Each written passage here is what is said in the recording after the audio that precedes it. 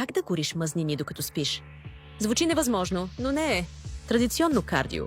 1 час бягане, средно 300 изгорели калории. И след тренировката – нищо. Метаболизмът ти се връща към нормалното. Тренировки с тежести, добри за мускулна маса, но бавни резултати. Изискват скъпо оборудване и често персонален треньор.